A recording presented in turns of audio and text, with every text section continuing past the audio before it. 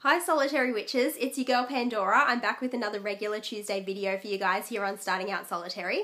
And this week our topic is our Book of Shadows. So very excited to get into talking about this topic. This is another one that I hope doesn't get too long and rambly. But I just want to start out by saying that I think that magical record keeping, writing down what you're doing at the start of your practice and really at any stage in your practice is really important. And I'm not usually the person to advocate going out and buying a bunch of tools and a bunch of stuff and acquiring a whole lot of things when you are first starting out in your practice. But your Book of Shadows or your grimoire or your magical journal or diary or whatever you call it is the one exception to that. I advocate for going out and getting something to write down what you're doing as soon as possible. So get the best thing that you possibly can, or, you know, even if you can only afford something from the dollar store or, you know, just a cheap composition notebook or whatever you can get. And even maybe don't get something too good, like get something nice but not that good that you're going to get page fright and you're not going to want to write in it because it's too nice. So yeah, with that said, I will start talking about my books of shadows. So this is the very first book of shadows that I ever started, and it's very special to me. It's just a little spiral bound lined notebook with a faux fur cover, and it's just, I saw it and I thought that's so cute and that's so me, and I'm going to use that for my book of shadows. So I started it when I was about 13 or 14, I can't exactly remember, but it's got like cute pictures in it. And like I've written down the Wiccan read and things like that.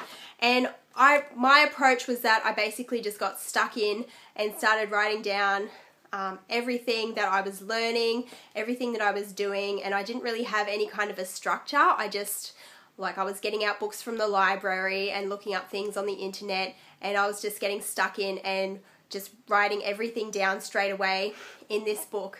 So that was what I did, and like there's pictures of me that I've photographed and pasted in there and stuff, and like I've written down spells that I got out of books or off the internet, and also spells that I wrote, and a little bit about what I was doing. So it was more just I was writing down spells and writings and poetry and things like that. It wasn't actually much of a journal or diary. I sort of had a mundane journal that I was keeping separate, and my approach to it these days is very different. I don't keep the two separate, and like a lot of my journals in those days were just filled with teenage angst and like talking about my problems and the people I didn't like at school and this and that and complaining about things. And these days the way that I journal is quite different. I try not to be negative, and if I am writing about a problem, I'll sort of write about how I'm going to solve it and things like that. And, you know, I do a lot of gratitude journaling and stuff like that. So my approach is very different, and you probably will find as you go along that you will, your approach will change, and what works for you will change, and you may try things out, and something may work for you and something may not. And it's really just about getting started and getting stuck in there and having a go. And when you're a solitary practitioner and you're not part of any specific tradition or anything like that, of course there are no rules, so you can really do whatever you want. And so yeah, after I did that, I bought one of these books. So it's one of these, oh no, sorry, that's the wrong book. These books with the pentagram on the cover, and it's got Book of Shadows written nicely on the spine in nice, you know, silver writing and silver embossed writing, and I just loved the idea of having a Book of Shadows like this. Never used it. I ripped out the first page, and like I did a title page which is okay and stuff, kind of dodgy, but like I wrote my first page and I think I made a bunch of mistakes and I just hated it, so I ripped it out. And I've really just like done a bit of arting in this book and used it for scrap paper and just doodling and stuff. So I loved the idea of it, but for me it just didn't happen and it never worked. And those books are a little bit hard to get a hold of now, so I kind of really regret that I didn't make it work. But yeah, if you can get hold of one of those books and you like the idea of that too and you love it and it works for you, then that's great. But after that, I sort of just started using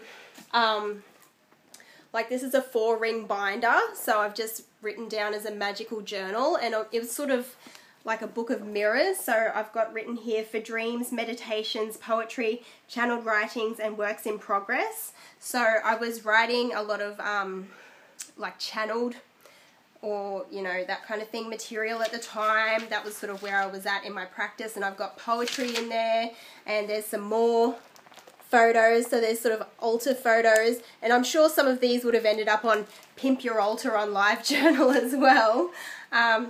And then yeah, I've just got spells that I wrote down as well. There's a couple of little blends in here in the plastic inserts, which is really handy.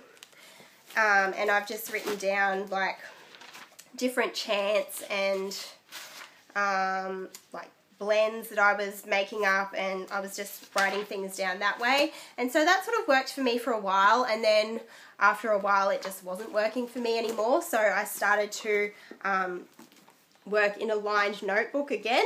So this is now full. This is just a lovely kind of faux leather, and like you can tell it's faux leather because some of the faux leather's coming off in some parts, but very pretty. It's purple, my favorite color, and I was just writing down everything. It was kind of like I said, a mundane journal, but I was writing down like what I was doing in my spiritual and magical practice as well. So and I was writing down like gratitude journaling. I was writing down my tarot readings and recording those for myself, which is really handy. I can go back on those and see how much I've learned and how far I've come and stuff like that. So that was really good for a while.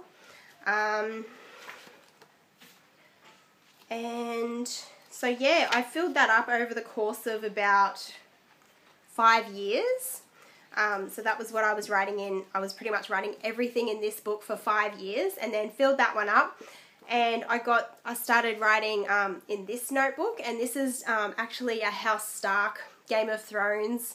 I think it's the Insight brand. Yeah, it says here Insights, and it says on the back winter is coming. So yeah, this is what I started up as my new journal.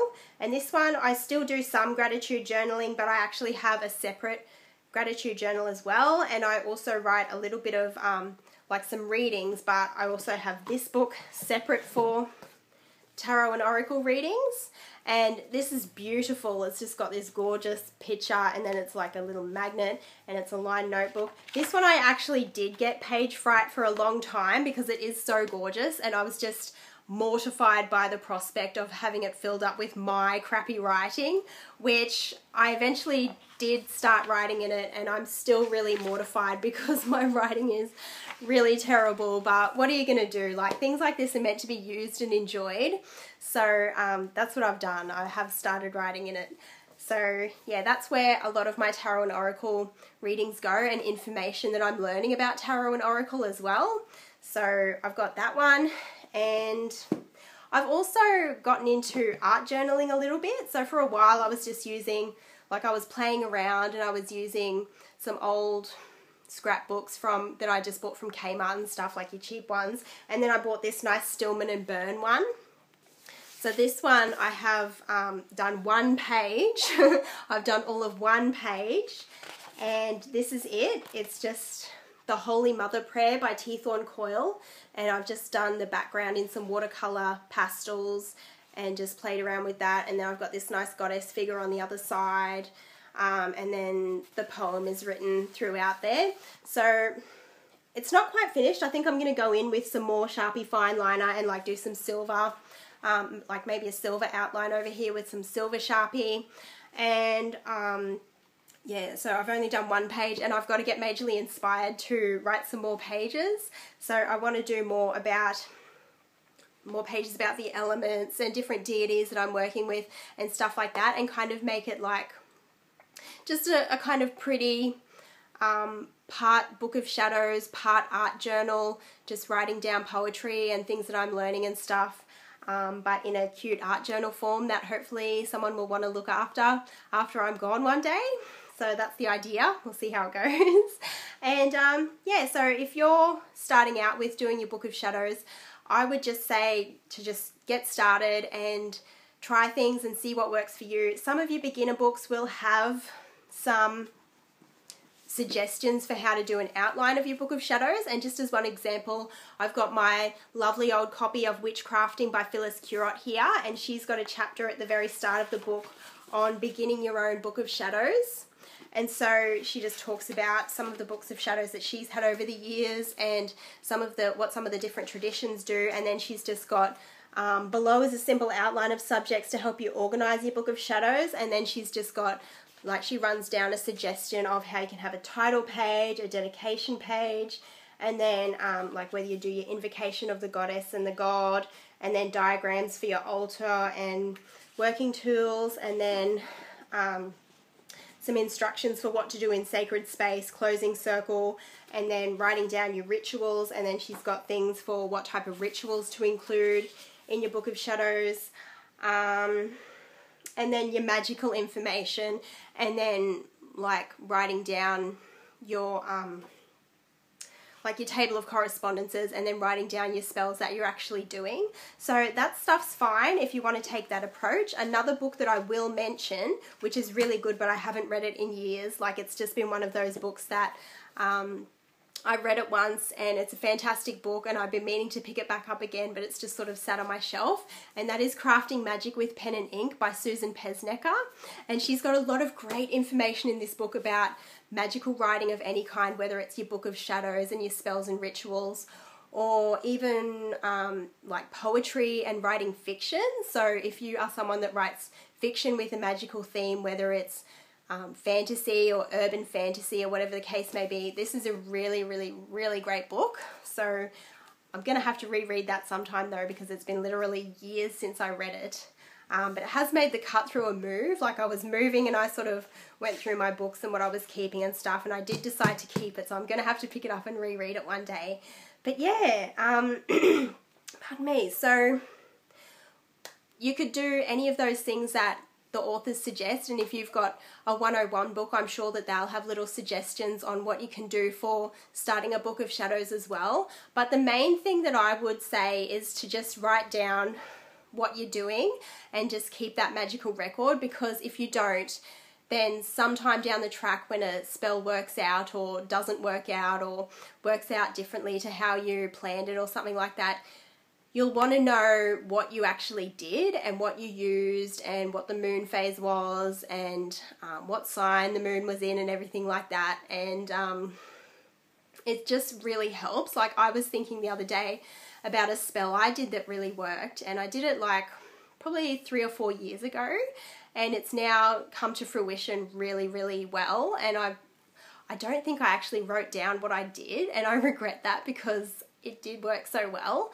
And yeah, so if you want to write down invocations to the goddess or, you know, correspondences, you might have that information in other books anyway, or, you know, have it readily available. But what you do really, really, really want to keep a record of is what you're doing. So yeah, thanks for watching this video.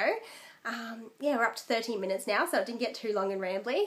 But thank you all for watching. If I leave a comment, if I leave a reply to any of your comments, I have changed the name on my personal channel. So it won't say Byfeatherbranch&stone, it will say Cora Pandora. So that's still me, and I am meaning to make a video on my own channel at some stage again. And I also want to apologise because apparently I'm running on Pagan Standard Time and getting my videos up really late now. I've just been really busy lately and it's been hard for me to find time to record videos. So hopefully I'll be more onto it in the next couple of weeks. Like maybe I'll start preemptively making videos on Sunday or something like that, just so that I've got it ready for the week when I'm meant to upload. So yeah, thanks for watching this video, and I will see you next week here on Starting Out Solitary. Bye!